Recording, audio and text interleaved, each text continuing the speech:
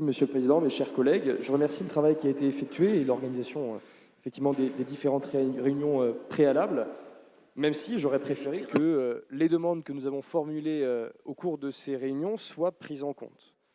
Donc, je vais vous formuler un certain nombre de remarques sur ce plan vélo. D'abord, vous avez évoqué, Madame Ramy, l'action numéro 1, entretenir et poursuivre le développement des aménagements cyclables. On peut quand même regretter que, vous avez évoqué effectivement des financements, on peut regretter quand même que ces actions se fassent par le biais des financements alloués au FIC et au CODEV, et donc forcément nécessite aux communes de retirer d'autres projets, d'autant plus que le FIC est assez limité, et nos communes sont effectivement contraintes de faire des choix difficiles. On aurait souhaité avoir un soutien financier plus important sur ce projet. Je ne parle pas effectivement du rêve où là, vous avez prévu un financement dédié, mais ça n'est pas le cas pour les autres actions. Sur cette action toujours, on peut regretter le manque d'entretien des pistes cyclables. Que proposez-vous pour mieux entretenir les pistes cyclables? Aujourd'hui, beaucoup sont dégradées, les cyclistes souffrent de pistes cyclables en mauvais état et il faut impérativement mettre davantage de moyens sur l'entretien des pistes. Sur l'action relative au développement de services de mise à disposition de vélos de très courte et longue durée. Je veux réaffirmer le soutien de notre groupe au VCube.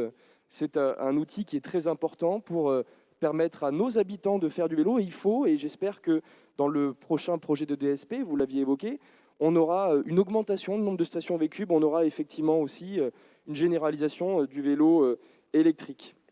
Sur la première action que vous avez évoquée, moi je regrette que il n'y ait pas de proposition concrète de liaison vers le campus.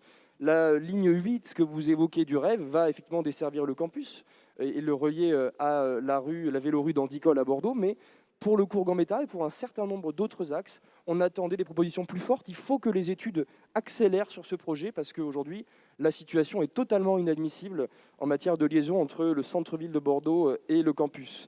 Sur le stationnement vélo sécurisé, alors vous avez effectivement mis des objectifs qui sont tout à fait intéressants, mais on regrette aujourd'hui quand même qu'il n'existe pas encore de passe unique qui permettent d'accéder autant aux abris vélos du réseau TBM qu'aux autres abris vélos qui sont en cours de développement.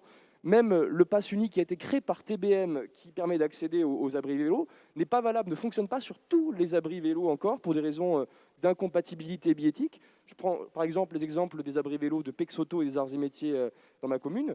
Aujourd'hui, ne sont pas accessibles avec ce pass. Donc il faut aller plus vite et créer un pass unique pour permettre à nos habitants, à nos usagers, à nos cyclistes de pouvoir stationner leur vélo, puisque aujourd'hui, la crainte de se faire voler son vélo est très importante et dissuade beaucoup de cyclistes de faire du vélo. Sur la question de l'action relative au renforcement de l'observation des déplacements à vélo et de la satisfaction des habitants, le nombre de compteurs que vous proposez est nettement insuffisant.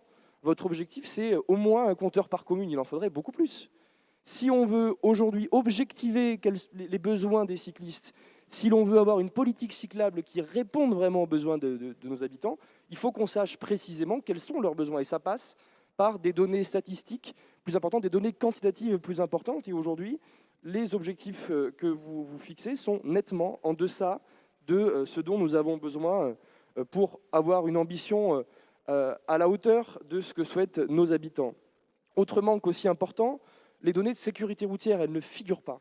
Vous nous avez présenté un rapport au mois de septembre sur la sécurité routière sur notre agglomération. Il y a un nombre très important d'accidents entraînant des dommages corporels pour nos cyclistes. Et on a le sentiment ici que vous n'avez pas utilisé ces données-là pour faire des propositions. Il faut regarder avec une plus grande attention les intersections, les axes qui sont les plus accidentogènes pour les cyclistes. Et quand je reprends la carte des accidents que vous avez présentée, on remarque beaucoup de lacunes sur les zones qui sont les plus accidentogènes. On avait formulé effectivement des propositions par le passé pour désengorger les cours, notamment. Et nous, on a la conviction dans notre groupe que le métro serait un moyen de désengorger les cours et de libérer de l'espace pour les vélos. Il faut être plus force de proposition sur ces questions pour que les cyclistes ne se sentent plus en danger sur ces axes-là. Et donc, il faut réduire le trafic automobile. Ça ne pourra se faire qu'en proposant une offre de transport en commun différente. Le métro en est une proposition. Autre point, la planification. Vous avez évoqué la question de la planification, des documents de planification dans le plan Marche. Je vais faire la même remarque, puisque c'est tout aussi valable pour le plan vélo. Il faut davantage mobiliser notre plan local d'urbanisme pour notre politique cyclable. Parce que pour faire des pistes cyclables, il faut élargir la chaussée. Et dans le même temps, le PLU impose dans beaucoup de quartiers denses, puisqu'ils sont situés près des transports en commun, de construire en raie de rue, donc au ras du trottoir. On ne pourra donc jamais, si l'on le fait, on ne pourra donc jamais élargir les rues et créer des pistes cyclables. Il faut absolument que dans notre plan d'urbanisme, nous le mettions en compatibilité avec notre stratégie cyclable pour qu'on puisse élargir ces axes à terme et permettre effectivement de créer des pistes cyclables. Sinon, on n'y parviendra pas. Donc vous fixez cet objectif dans le plan marche, mais il faut aussi qu'il y ait des moyens derrière. Parce que quand on met des emplacements réservés d'urbanisme, quand on modifie le PLU, derrière, il faut qu'on se donne des moyens, nous, à la métropole, pour racheter les terrains progressivement quand il y a des mutations et pouvoir élargir les axes. Aujourd'hui, vous ne fixez aucun budget dans cette action-là, donc on ne sait pas tellement comment vous allez parvenir à élargir les axes concernés et à faire aboutir des projets cyclables. C'est vraiment dommage. Enfin, dernière remarque sur l'écomobilité scolaire. C'est l'action numéro 2 de la partie 2 du plan marche. Mais je vais faire une remarque qui va traiter effectivement du vélo.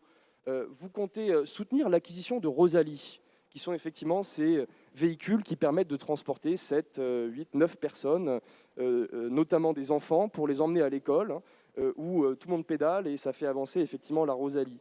C'est quelque chose effectivement de très positif que nous soutenons évidemment. Il y a déjà des choses qui ont été faites sur la rive droite, sur la Bastide notamment. Mais alors que la métropole finance à 90% le transport scolaire par bus, donc des bus polluants, ici vous ne proposez aucun financement dans le fonctionnement de ces Rosalies. Donc ça veut dire qu'on va financer du transport scolaire polluant, mais on se refuse à financer des frais de fonctionnement d'un transport scolaire qui permettrait d'une part de réduire les émissions de CO2 et en plus de faire du sport à nos jeunes. Je crois qu'il faut mettre fin effectivement à cette inégalité de traitement entre ces deux modes de transport et financer aussi bien de la même manière le transport scolaire en car classique et le transport scolaire en Rosalie, puisque effectivement ce qui coûte cher, c'est l'encadrant effectivement qui doit être présent. Donc malgré des avancées effectivement importantes que nous avons soulignées en commission, que nous avons soulignées dans les groupes de travail, ce plan vélo présente beaucoup d'angles morts. Notre groupe s'abstiendra donc sur ce dossier.